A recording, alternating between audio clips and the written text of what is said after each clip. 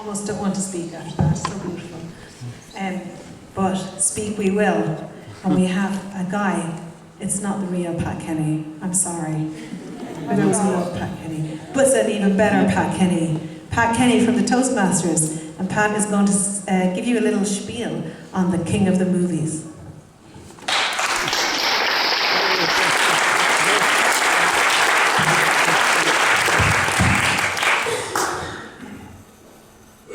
We all love the movies, and especially the music from the movies. And the music tonight has been absolutely awesome, amazing, and so beautiful.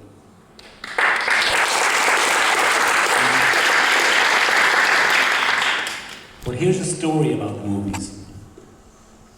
One day, one morning, Spencer Tracy was driving to work at MGM Studios in Hollywood. Now, he was unable to get in on the set. The entrance was blocked by a large crowd of autograph hunters who had surrounded Clark Gable's car. Nobody seemed to recognize Spencer Tracy.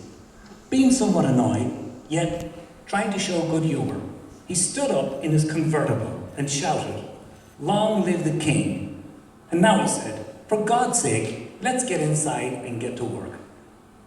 Clark Gable was the greatest heroic star of his age. Tall, dark, and handsome. He was known as the king of the movies. Free, rascally courageous, resourceful, direct, uncomplicated, charming, all male, without the need to over-assert it. Sane, self-reliant, gallant, and natural. He built up a reputation as the most total male that ever brawled or loved his way across the screen. He was a big sportsman. He drove fast cars. He ate like a tiger. And he drank like a whale.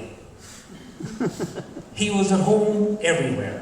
Oil fields, city streets, stifling jungles, any historical era.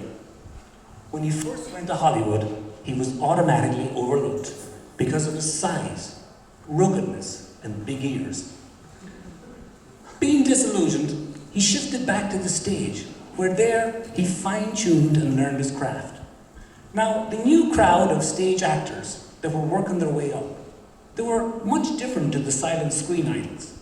In many ways, they were like the characters they portrayed. They were sweaty, tough-muscled, bold, volatile, prone to error, but also to moments of great perception. Among them was Humphrey Bogart, Spencer Tracy, and Fred Marsh. This is the kind of competition that Gable had in getting parts. And it's probably the reason he was so often out of work. He wondered whether or not he should give it all up and get a real job. His fear of going hungry haunted him. But Hollywood would soon be looking for new talent because of new technology, the talkies. The talkies turned the silent screen idols upside down, and former matinee idols found themselves out of a job overnight.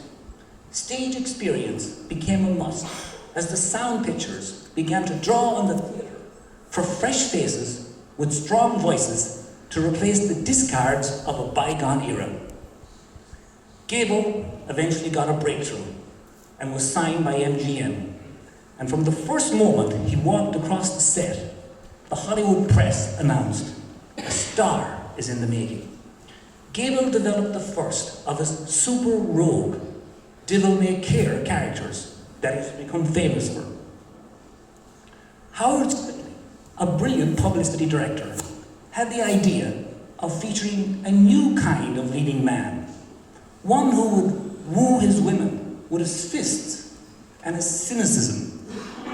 It was Gable who first made villains popular, and above all, he'd take no nonsense from women. The public loved this. MGM kept giving him the treat him rough roles. Arguing for change, Gable asserted, "The public are bored stiff when I rough up the same disagreeable women." And he said, "I'm getting pretty tired of it myself." When he refused to do another such role, the iron boss of MGM, Louis B. Mayer, decided to discipline him and farm him out to Columbia Studios for a Frank Capra comedy called It Happened One Night. The story of two lovers who laughed their ways through the depression of the 1930s. Gable was astonished when he won an Oscar for the picture and established himself as a fine comedian. Now, the years 1935 to 1940 were Clark Gable's peak years, and they included a long list of unforgettable films, topped off with Gone with the Wind. Gone with the Wind was hailed as the greatest motion picture, the ultimate screen classic. It was masterminded by David O. Selznick, who had a dream of creating a motion picture that would start, flow, and finish, just like poetry. Several months before the completion of Gone with the Wind, Clark Gable married Carl Lombard. Their marriage was a very happy one, but the happiness was soon cut short.